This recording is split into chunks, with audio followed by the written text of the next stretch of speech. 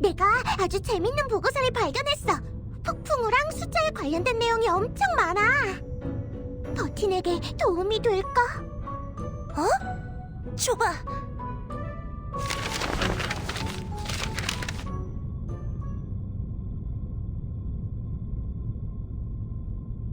이런 보고서는 규정에 맞지 않는다는 걸 인정한다. 하지만 그걸 숨기는 것 또한 진실과 인류의 이성을 짓밟는 짓이다. 나는 평화와 이성, 정의와 같은 신조를 한시도 잊어본 적이 없다. 그렇기에 이 모든 걸 그대로 기록하기로 마음먹었다. 우리 시대의 가장 가시적이고 중대한 위기는 이미 오래전에 도래했다. 그렇다면 그것은 대체 무엇을 의미하는가? 기억하는 사람 하나 없는 밀레니엄의 밤. 눈을 뜬 찰나의 순간.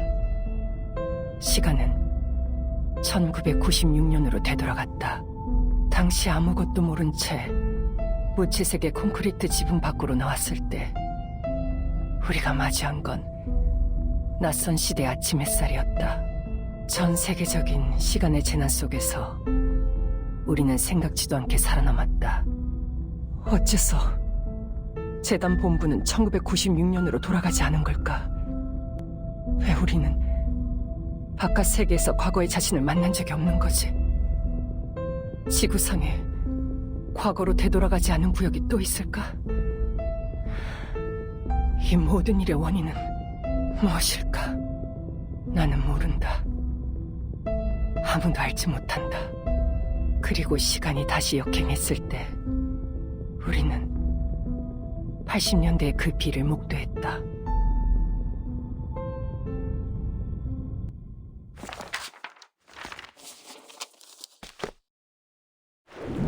(1996년이) 한없이 무지한 아침이었다면 1985년은 더없이 잔인한 밤이었다.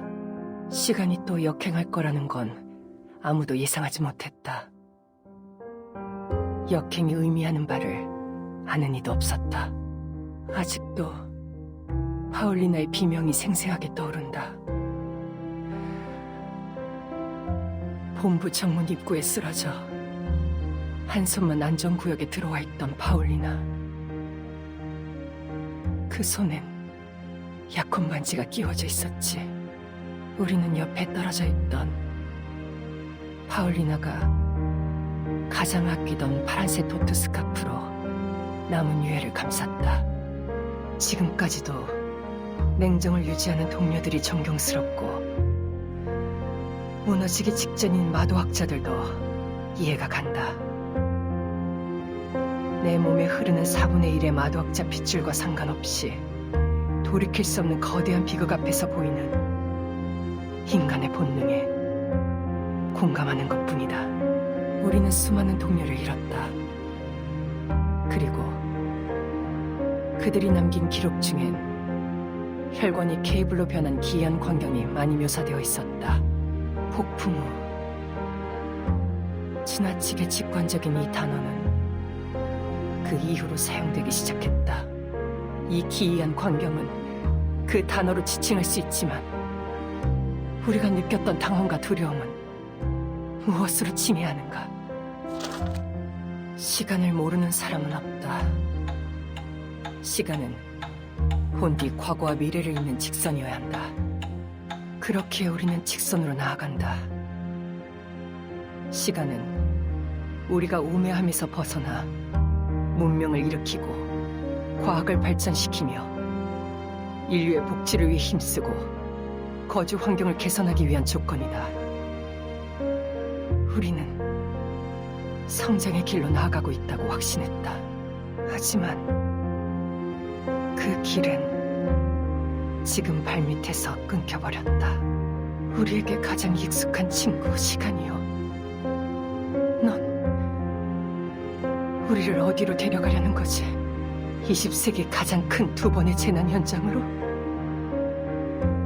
징기기관이 아직 발명되기 전으로?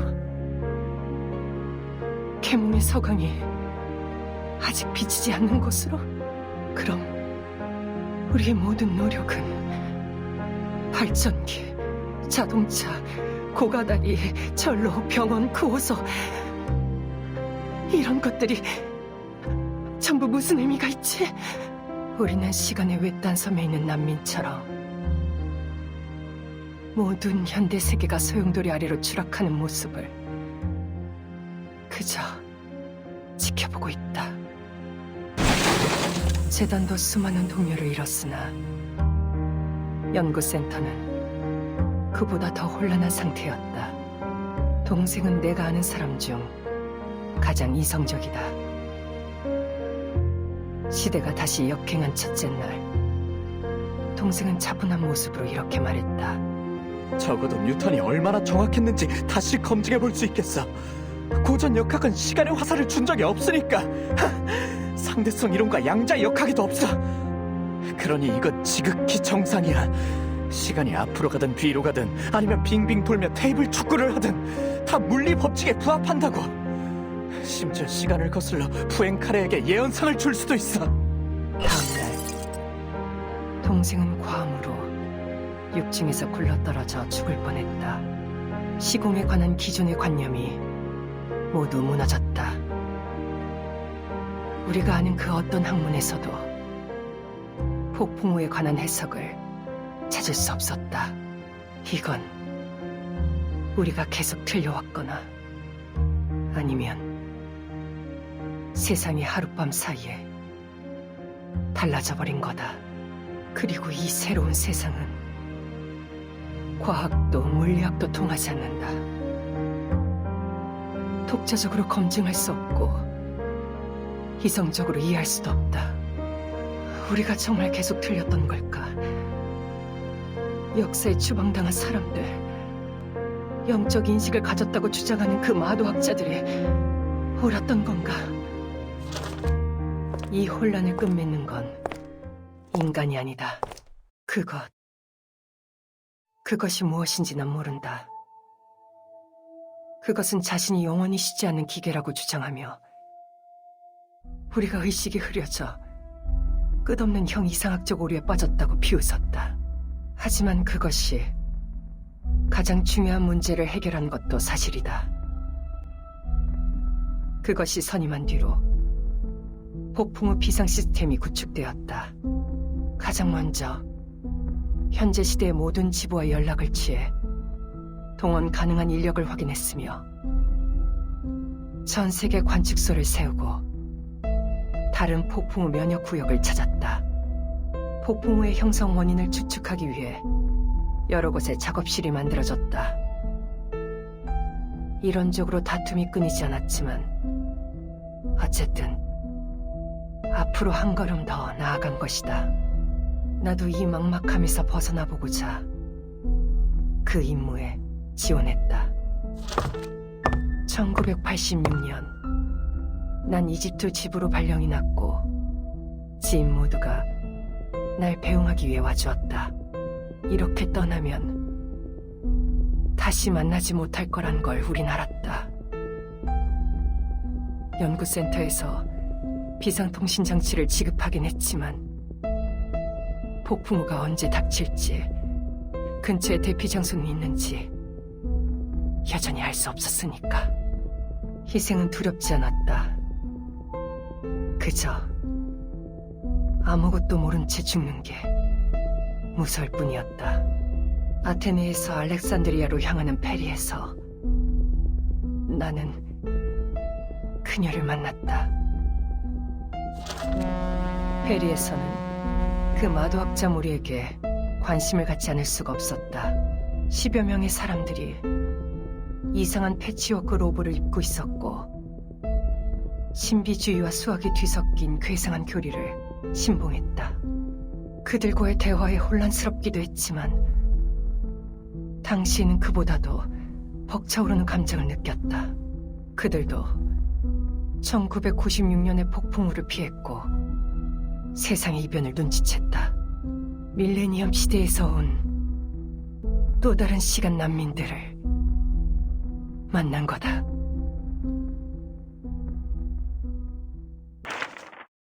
여기서 가장 친하게 지낸 사람은 휴였다. 그는 마도학자 출신의 엔지니어였으며 우린 인류 과학 기술에 대한 애정이라는 나름 같은 공감대를 갖고 있었다. 붉은 머리의 30대인 휴는 양볼이 푹 꺼졌고 눈병 때문에 많이 우울했다. 빈틈없고 고든 성격의 그는 늘 책상에 앉아 일했다. 그 모습에 나는 술탄의 궁에서 평생 고생하다 결국 두 눈을 잃었다던 세미라 대가의 이야기가 떠올랐다. 그가 딸의 사진을 보여주었다. 난 자식이 없지만 부모인 그가 얼마나 행복한지 여실히 느낄 수 있었다. 휴는 그 무리에 가장 어울리지 않는 사람이었다. 그들의 실질적인 리더는 그녀였다. 뭐라고 해야 할까? 그녀는 유성이나 허리케인처럼 천재지변 그 자체였다.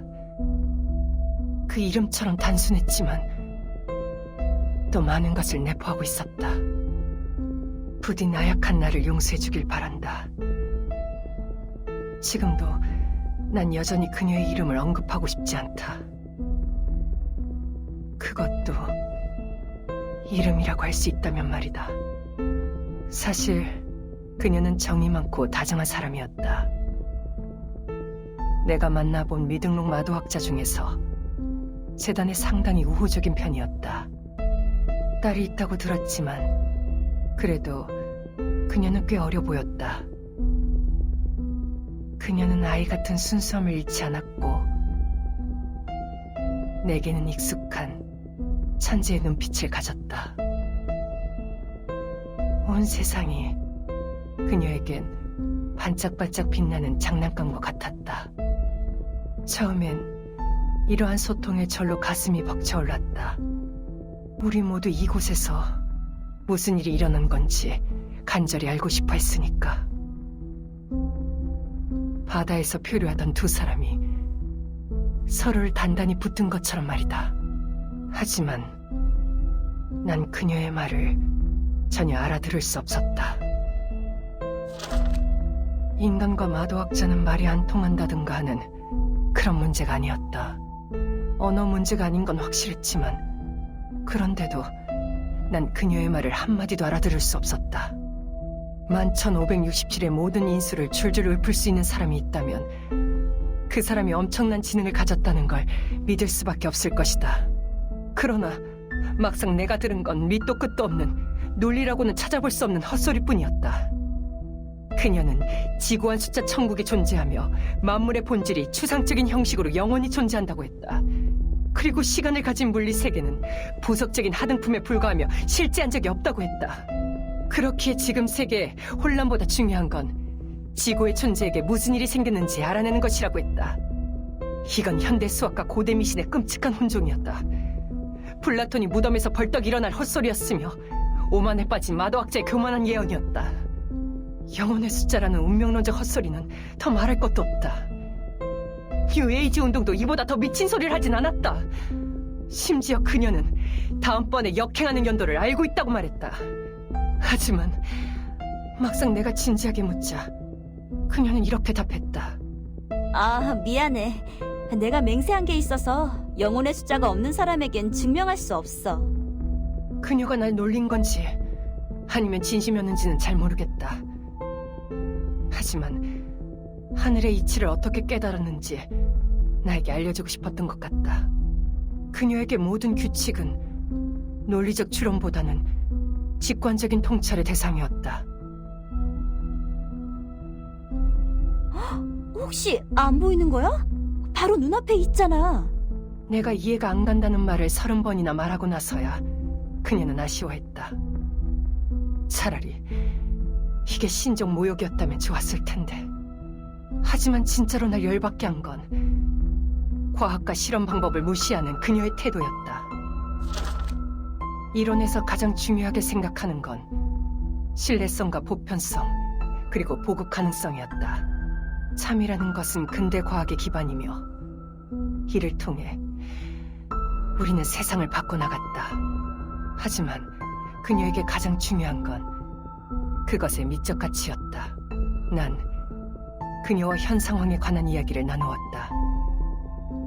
우리가 폭풍우의 규칙을 찾아내면 더 많은 이들이 비의 장막을 넘고 소중한 과학기술과 문화를 보존할 수 있을 거라고.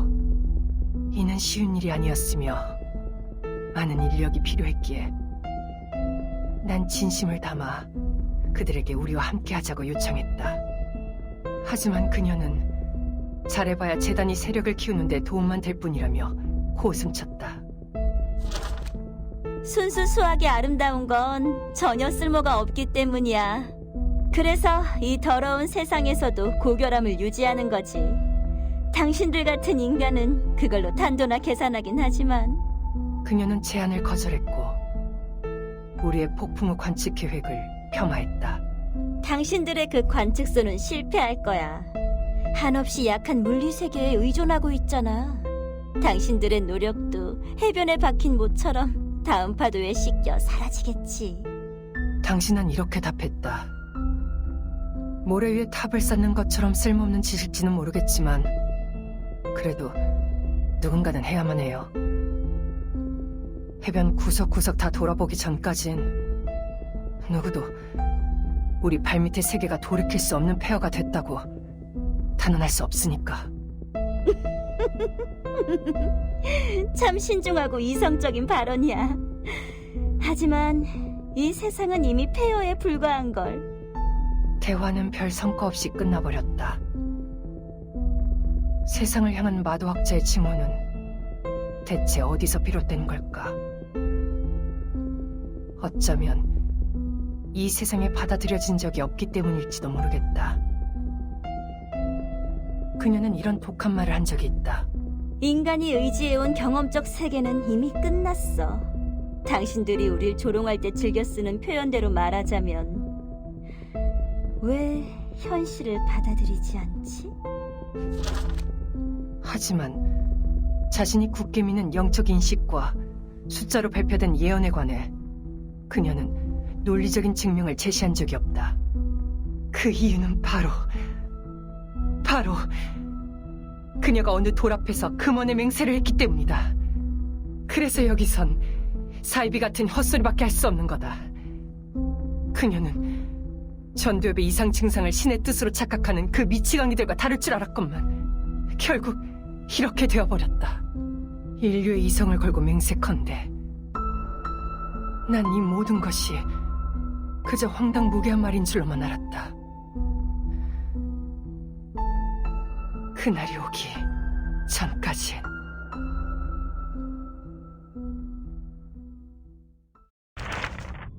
이집트 집으로 향하는 여정은 순탄하지 않았다. 페리가 중간에 폭풍우를 만나면서 우리는 짙은 안개 속에서 길을 잃고 항로에서 완전히 벗어나고 말았다. 폭풍우 발생 후 세계 각지에서 역사적으로 이미 멸종된 미스테리한 생물의 목격담이 자주 보고됐다. 난 물속에 그것을 향해 쏘느라 총알을 다 날렸지만 대체 그것이 무엇인지 알 수 없었다. 항로를 정상 궤도로 되돌린 건 그 마도학자들이었다. 그녀는 보조선실의 6분위도 가동하지 않고 현재 경위도를 정확하게 말했다. 대체 어떻게 한 건지 알 길이 없었다. 그녀의 눈에 비치는 세상은 정말 우리와 다른 걸까? 한 번은 내가 어느 나무 판자를 밟았는데 그녀가 휙 나를 잡아당긴 적이 있었다. 그냥 뜬금없는 장난이라고 생각했는데 다음 순간 그 나무 판자가 부서져 버렸다. 깜짝 놀라 어떻게 한 거냐고 묻자 그녀는 대수롭지 않은 듯 말했다. 마름모의 변형 위치에 있었으니까. 내가 이해하지 못하고 어디에 마름모가 있는데요? 라고 묻자 그녀가 웃음을 지었다. 그렇게 해선 아무것도 안 보여. 눈을 감아야지. 마음으로 지구의 존재가 주는 계시를 경청하고 그 영감이 번뜩이는 순간을 캐치해야 해. 물론 내 눈엔 아무것도 안 보였다. 영감이 번뜩이는 순간이 뭔지도 알 수 없었다. 이것도 광기처럼 마도학자만의 특권인지도 모르겠다. 완전히 잘못된 방식으로 정확한 결론에 이를 확률은 대체 얼마나 될까? 어쨌든 그녀가 내 목숨을 구해주긴 했지만 그걸로 우리 사이의 노인벽이 완전히 허물어지진 않았다. 그녀는 재단과의 협력을 거절했고 나 역시 그들을 설득하는 걸 포기했다. 그들과의 접촉이 이번 여정의 임무는 아니었으니까.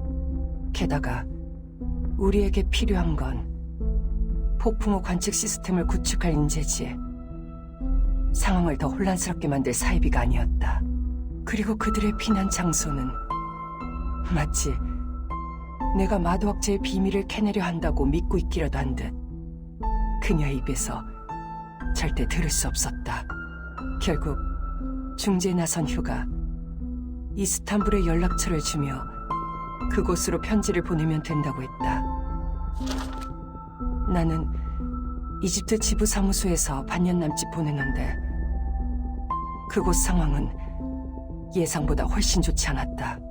몇몇 사람들이 폭풍우 속에서 실종됐다. 본부의 1985년 명부대로라면 이 시점에 그들은 이집트 지부에 있어야 했지만 현지에선 그들의 행적을 찾을 수 없었다. 이건 즉시 처리되지 않는 종이 자료의 특징 때문일 것이다. 그 당시는 컴퓨터가 전 세계 보급되기 전이기 때문에 한 명의 필사가가 만들어낸 작은 실수가 큰 오류로 돌아온 거다. 더 골치 아픈 건 연구센터 내부의 혼란이었다. 누군가 로렌츠 나비라는 이름으로 전 세계 환경과 국부적 혼돈 에너지의 변화 경로 표본 추출을 발표했다. 그들이 우리의 표본 추출 장소를 빌려 쓴 게 확실했다. 연구 방향과 결론은 라플라스와 상당히 달랐지만 연구원들은 인간 과학기술 유지파와 마도학 전환파로 나뉘어 대등하게 맞섰다. 물론 데이터 검증이 부족하기 때문에 지금으로선 누가 옳은지 판단 내리기 어려웠다. 하지만 시대가 계속 역행하면 인류의 과학기술은 쇠락할 수밖에 없으니 개인 능력에 의존하는 마도학이 크게 빛을 발할 것이라는 말들이 곳곳에서 들려왔다. 그렇다. 영적 인식은 중복되지 않고 독립적인 검증이 불가능하며 이성적으로 이해될 수 없다. 그것으로는 과학의 금자탑을 세울 수 없고 모든 인류에게 보급할 수도 없다. 그것은 마치 부드러운 모래 같아서 화강암 같은 이성과는 전혀 달랐다.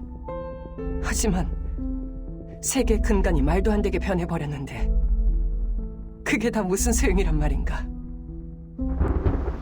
다툼이 끊이지 않는 와중에 1987년에 폭풍우가 닥쳤다.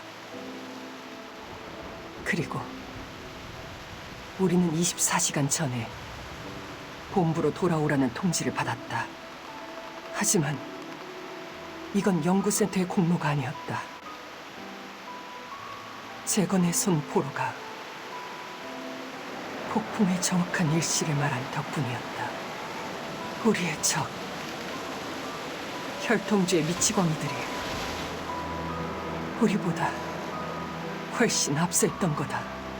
그렇다. 우리는 관측소를 세우고 수많은 추론을 내놓았으며 다양한 모델을 만들었다.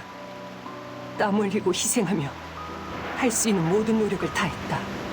그런데도 우리는 본부와 북아메리카를 제외한 다른 대륙에서 타임슬립을 피할 수 있는 구역을 찾지 못했다. 95%의 지구원이 폭풍에 의해 타임슬립되고 87.9%의 설비가 파괴되었다. 예측은 100% 실패였다. 우리는 아무런 성과도 내지 못했다. 그리고 그 재건의 손 포로는 제 머릿속에 계속 신탁이 내려온다고 주장하는 망상병 환자였다.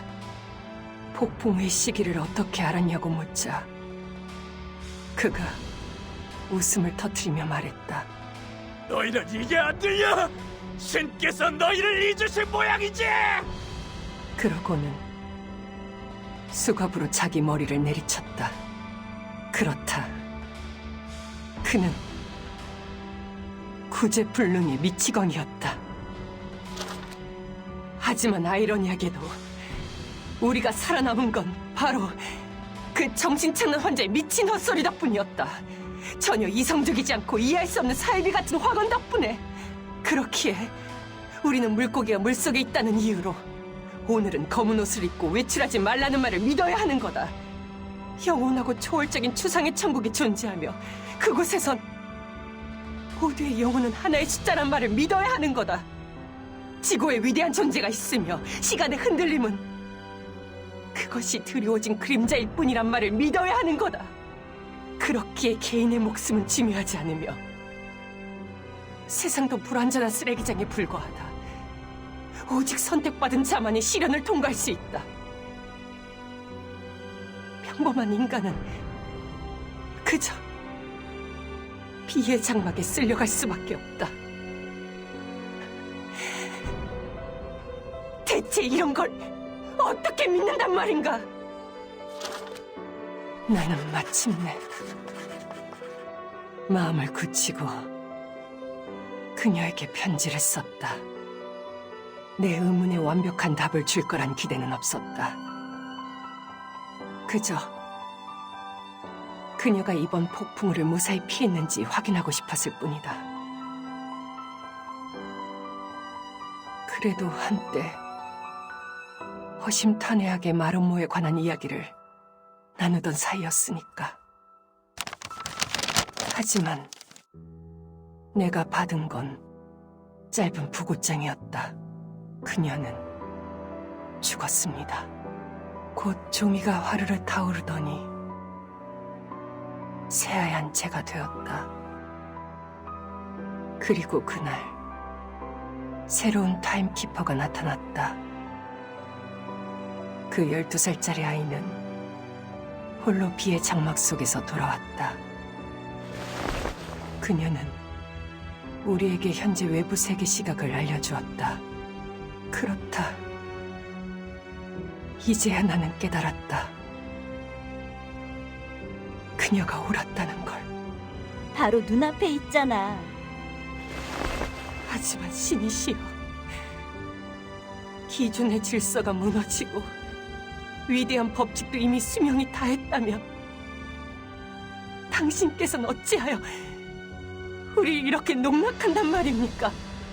지구의 힘이 우리에게 눈길을 준다면, 번뜩이는 마음의 연결고리가 존재한다면 당신은 또 어찌하여 이토록 잔혹한 모습으로 나타나는 겁니까? 그 숫자, 이번 폭풍으로 되돌아간 그해 20세기 뒤의 두 자리 숫자가 바로 그녀의 이름, 그녀의 숫자였다. 77명.